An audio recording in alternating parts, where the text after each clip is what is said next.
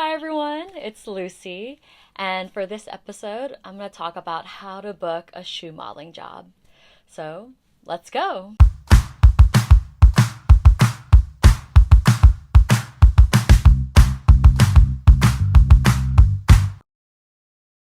If you haven't seen my episode about how I got into shoe modeling, my About Me episode, which I believe is episode 2, that's okay. You could go watch it. If not, I'll give a brief rundown of how I got into shoe modeling. I submitted myself to an ad on Actors Access asking for women who are size 6 feet, and I was. I got called in, went to the go see, tried on some shoes, didn't book the job. A year later, the agent who posted it reached out to me personally, asked me if I was available for the upcoming Fanny. I was, went in for the go see, tried on shoes again, and they loved me, and I booked it, and I've just been shoe modeling ever since. The first requirement is that your feet have to fit in a size 6 shoe, and it can't be too wide and it can't be too narrow. The reason why it's a size 6 and not any other shoe size is because that is the size of the samples of the shoes that the company gets. That's the size shoes that is standard that the factories where these shoes are being produced are making to give to the companies. That's the sample size. You can't have any bunions. When you have bunions, they won't fit in the shoe properly, and it also doesn't look that good. I know, I'm so sorry.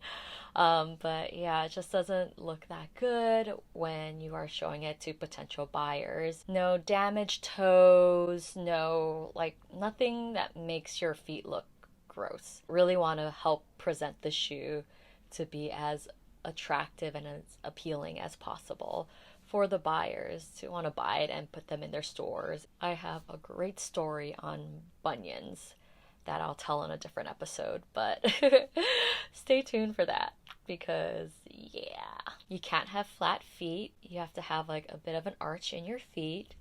I have pretty high arches, but they seem to work well with all the shoes I've tried on, so it hasn't been a problem for me. I'm assuming if your arches are higher than mine, it might be an issue. But who knows, really? You don't know until you go in and you try on the shoes and see how your feet fit with the shoes because not all shoes are made equally, are made exactly the same. Also, your ankle can't be too fat or too skinny. They just have to be just right when you put on a bootie.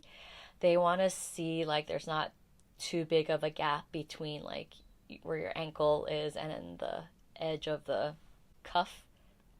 Oh, I said I was going to look up that terminology. Maybe I'll just show it here. Yeah, so there can't be too much of a gap between the ankle and the cuff of the booty. I was told I had perfect ankles, so I was like, yay. I mean, if that's all I have going for myself, then I'll take it. But yeah, your ankles can't be too fat, they can't be too skinny, they just have to be just right. For your calves, you don't want thick calves because they have to be able to fit in knee-high boots or tall shafted boots. If you're having a hard time zipping up and it's not like a material that's stretch, then probably won't get picked. Yeah, unfortunately, it all has to be slender. Everything has to be on the slender side of things. Oh, you don't want tattoos on your feet at all. Like, no tattoos on your feet. I do have a tattoo on the bottom of my foot, but you can't even see that. Anyways, no tattoos on your feet or anything like that, or on your ankles or your legs. Nothing that can distract from the shoe. If you do have tattoos around there, there may be like certain brands that are down with them. That's part of their aesthetic.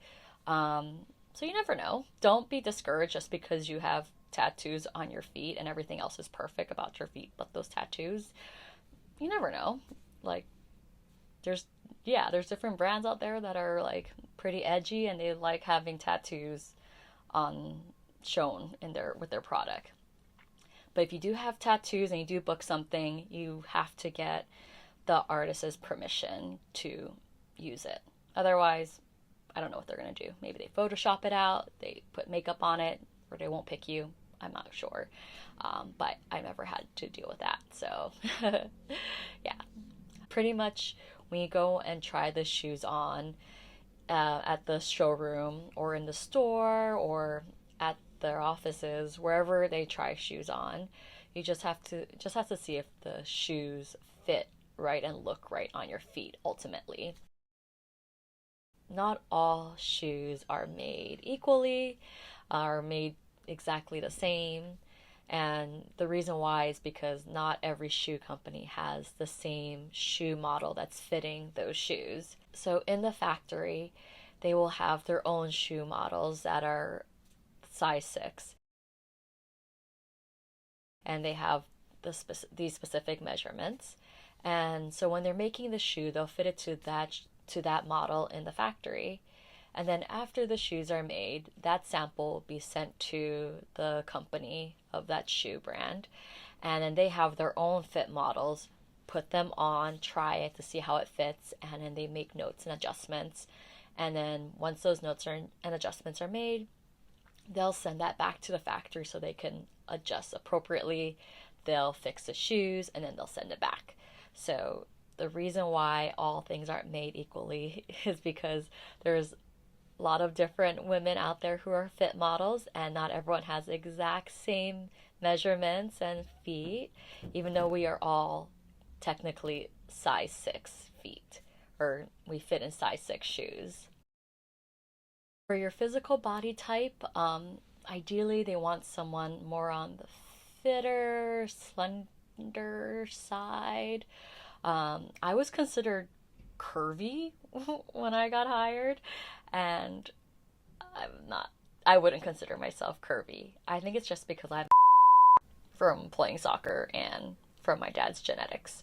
But I was told by the designer later that I was like considered curvy, and I was surprised by that because I definitely am not. I would not consider myself curvy, but I guess relative to all the other models they had before, I was curvy.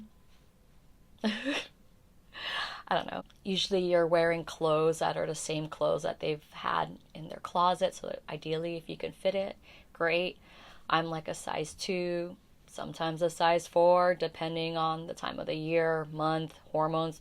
I don't know. Also depends on the clothing brand too, because some clothing brands run real small, and I'm like, what are you doing to people?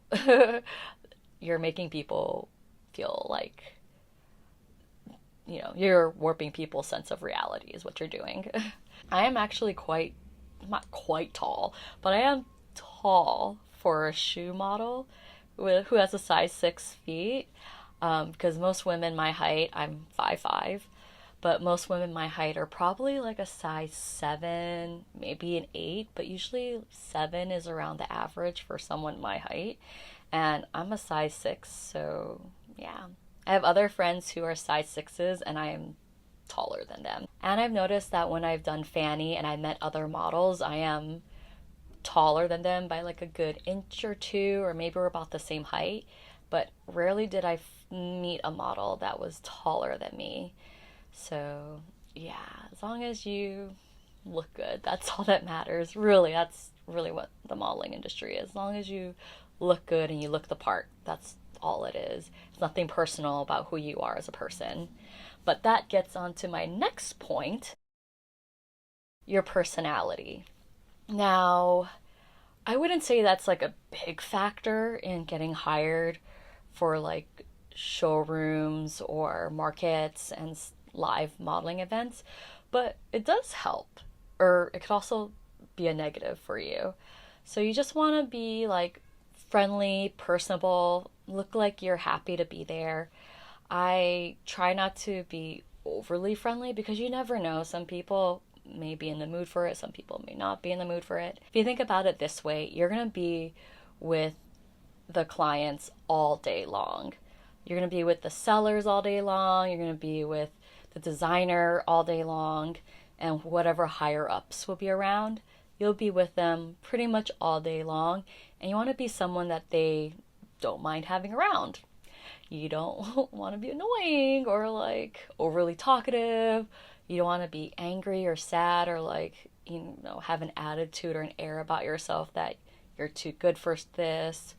Because at the end of the day, we really are just selling shoes. It's nothing big, it's nothing deep. I mean, you just want to, it's fun. At the end of the day, this is a fun job to have. What other jobs do you have out there where you get paid to put on shoes and put on amazing shoes, different types of shoes, beautiful shoes? Sometimes they're not like shoes that you would actually go for, but that's kind of the fun part of it, is get to try on shoes that you never thought you would wear before too. So I don't know. I always have fun shoe modeling. And so I think your personality does help. It's not like they'll pick you because you have a great personality, but your feet's too big. Ultimately, at the end of the day, what boils down to is, does your feet fit in the shoes? Does your feet look good in the shoes? And that's that. And if your personality kind of stinks, they're not going to want you. Like, that would be more of a reason to not pick you than it is to pick you. And if they just so happen to pick you and your personality sinks, the likelihood of getting asked to come back is a lot slimmer. So, just be a good person. Don't be an asshole. Just be a pleasant person to be around. How you get a shoe modeling agent is kind of like how you get a shoe modeling job. You just have to have the right measurements ultimately, and you have to look good and look presentable and all that jazz. When I go in for a go-see, I'll wear long black leggings, a nice top that matches it. If it's during the summertime and it's really hot, I'll probably wear like a nice dress that just ends right above my knees. You don't want it to be too short. A go-to of mine for the hot summer days is this black romper that I have. I've had it forever. You can't go wrong with a romper. Nice and safe when putting shoes on. And it looks great. Ideally, what you want to wear is something that'll make it easier for you to put on shoes of all types. If they're boots, I wouldn't wear jeans just because they're really hard to pull up over your knees, and also like fit tall shafted boots in too. It's just annoying. So you can't go wrong with long black leggings. And then I'll bring my little shoe modeling kit with me that comprises of like peds, which are those like short socks, the small socks. I don't know what those socks are called that are like made out of pantyhose material, but I'll bring that. I'll bring a shoehorn, and I'll bring the nail polish that I use just in case that are on my nails, and lotion for my feet, because sometimes when you're trying on a bunch of shoes, like at least for me, my feet get pretty sensitive. And they kind of take a beating with like all that constant rubbing and stuff. And plus, a little bit of lotion helps your feet slide in a lot nicer with those harder shoes. But yeah, so I bring all of that with me to the go-see. Also, when I go in for go-sees, I will do my hair and makeup. And I also will do my nails too. They're either a nude color or a ballet slippers color. No hair on your toes and ankles and legs. Make sure your feet and your legs are moisturized. Just make your feet look super presentable when you go in for a go-see. I want to make it as easy as possible for the clients to visualize what their model will look like on the showroom floor or in the shoes. Because usually people don't want to have to imagine or use their imaginations. Like, they have a lot of things going on in their mind, and if you show up looking like a slob, you don't want them to think, oh, no, They're not going to think, yeah, I think I'm pretty sure she'll look beautiful when her hair is done nicely and makeup on. No one's doing that. Like, just want to make it as easy as possible for them to say yes to having you. Shoe modeling jobs actually pay pretty well. Depending on what you do. Usually for showroom stuff, for a full day, which is 8 hours, 4 to 8 hours is considered full day. You make about $400 minimum, I would say. If you're making less than that, that's not a good thing. might want to talk to your agent about it or see, but or you could be brand new. And if you're brand new, then, you know, it's still good money. Half days is usually a little bit around half of that or a little bit more than half. You do get paid overtime. Your overtime is anytime after 8 hours. So I believe like I've been paid like $75 an hour for every hour after that 8 hours is up. It's more now because I have way more experience, but you know, it really just depends on the clients and your agents and their negotiation. For photo shoots and stuff like that, it all really depends on the budget that the client has. I would say for like half days, it's gonna be maybe 600 to 700 minimum, and for full days, it's like double that, and then you have overtime that's over 8 hours, so maybe around 90 something dollars or so per hour after that. You know, it kind of depends, really. It ranges, and also depends on your experience too. But that's pretty much the breakdown of like the financial cost of it. Yeah. I mean, this could all change. This is 2024, well, going to be 2025, maybe when this comes out. So, you know, inflation, things should technically increase too. So I was editing the video for how to book a shoe modeling job, and I realized I forgot this one specific part about in the modeling rates. So sometimes, depending on the project, like for fanny or photo shoots, you may have a fit day. So a fit day is when you go in and you try on the wardrobe, and just to see if it looks good and fits you well. Also, you might try on some of the shoes too to see if the wardrobe and the shoes kind of like match and complement each other. But usually that would be like a day or two before fanny or a photo shoot starts. And so the rate for a fit day can vary. I believe when I first started out, it was $75 per hour with a minimum of 2 hours. So let's say you showed up and it only lasted 15 minutes.